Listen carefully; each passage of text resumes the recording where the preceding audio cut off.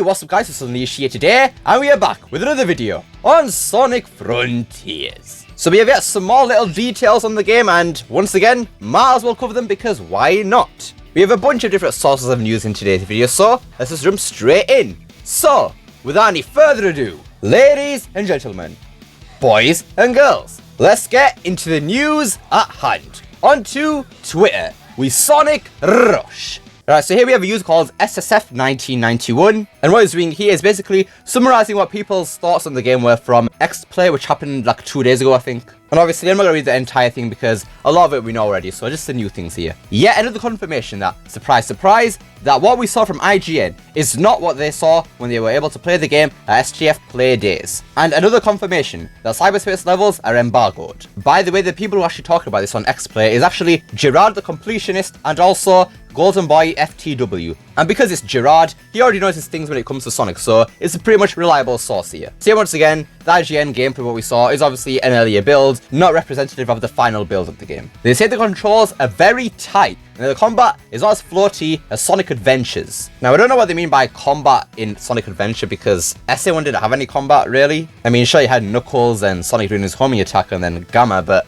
nothing really combat-esque. But hey, the controls are very tight, so that's good. Absolutely no one that's played this game demo like the tutorial. Yeah, pretty much every single person who's played the game, they say the tutorial is long, tedious and awkward. 15 minutes is too, so yeah.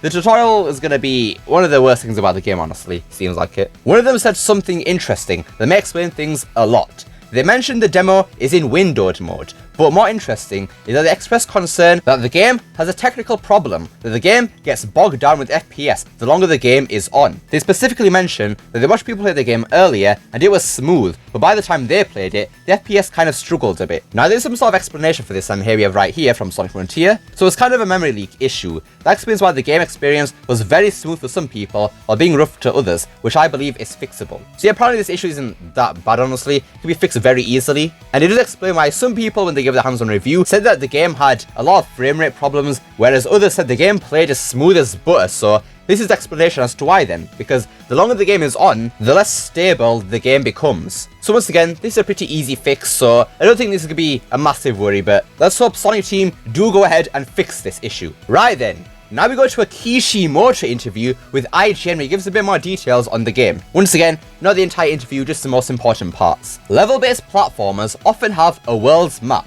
Our open zone is a world's map, only we've made it entirely playable, Kishimoto stated. A playable world's map that includes stage-like elements is something that hasn't really been done before, so we had to come up with a new name. What is often defined as a world in other level-based platformers is called a zone in Sonic games, so we took that, combined it with open, which refers to a freely explorable field. So that's what open zone stands for. The open zone stands central in Sonic Frontiers' gameplay, and the game's levels exist as elements within this area. From grind rails to platform objects, loops, and so on, the open zone is packed with the athletic action we love in Sonic games, Kishimoto explained. Now I know this is going to seem quite small and stupid, but Kishimoto has confirmed here that there are loops in Sonic Frontiers. It's not always going to be a flat land like we've seen already. There's going to be some sort of loops in the game. Now we have seen some loops in the floating emerald thing around it. There's some sort of loops there, but there's obviously going to be more than that. So I'm guessing in the other islands, like the desert one that we've heard of, and then wherever the other ones are going to be, there's going to be some sort of loops there, making it feel more Sonic-y, which is always good.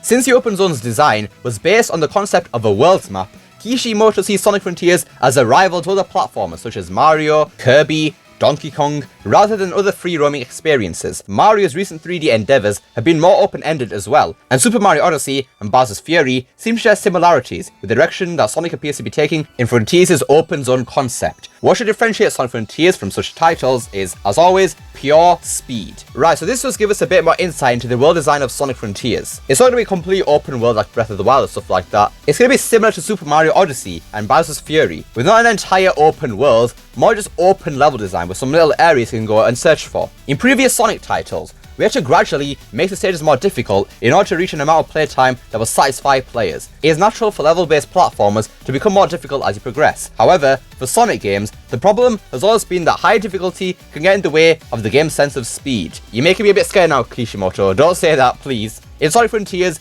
the open zone offers a lot of content already, so raising the difficulty in order to increase the playtime was no longer necessary. from start to finish, we were able to maintain a sense of speed with ideal level design for a Sonic game. Since when has difficulty become a bad thing in Sonic games? Like, come on, man. You had it in Lost Worlds. Just bring it back, man. Like, come on. The difficulty is only bad when it's badly designed. You can make good designed, difficult levels. Just look at Eggman Land. For the people who don't like the Hedgehog, if you just push the Hedgehog aside, look at the daytime portions of Eggman Land. While it is difficult and unfair at times for some people, the sense of speed was never lost. You always had to be on your toes in Eggman Land with the daytime portions, and that was because the level design complemented that. The opening section of Eggman Land is absolutely brilliant. If you're skilled enough, you can beat that section in like 40 seconds or whatever it is. But if you take the lower pathway, that section can take up to 3 minutes. And this just shows that even with difficult stages, the sense of speed can still be there if you design it properly. Going by Kishimoto's comment, the contradiction between speed and platforming, a balance that has always challenged the Sonic series, could have been solved by the open zone's new structure.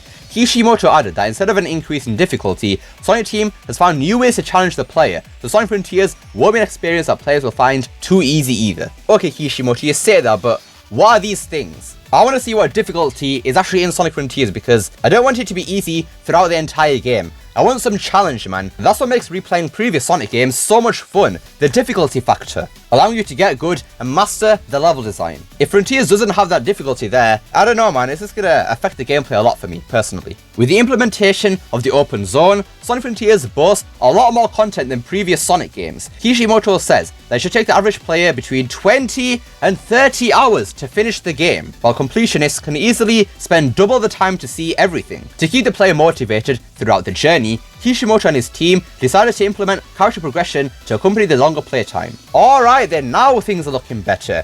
20 to 30 hours to finish the main game, and then spending double the time just to see everything. Well, that sounds bloody fantastic, that does. We've never had a Sonic game actually take this long just to beat the main game. Never. So this is going to be interesting to see how they'll pull it off then. We know from IGN that they played the demo on the first island for 4 hours in total, and they hadn't even gone to the second island yet, so I'm just wondering how long does it take to beat each island then? Because we do know from the leaks that on each island there is a supersonic boss fight once you collect all the Chaos Emeralds, where you fight each island's big Titan boss, and then once you beat them, you advance to the next island, so I'm guessing that's what's going to happen here. But how long does it take to actually get to that stage? Well, I guess because this is an open world game, that time will definitely change between each person. So I guess we really will just have to see, won't we? Right, now we go into Kotaku where they have a bit more information. Nothing much, but it's still something. I've put off writing these impressions in part because there's not a ton to actually do in the demo. We planned recently revealed footage of Sonic Frontiers as looking like a bland Unreal Engine project. The game looked better in person, especially when the skies cleared up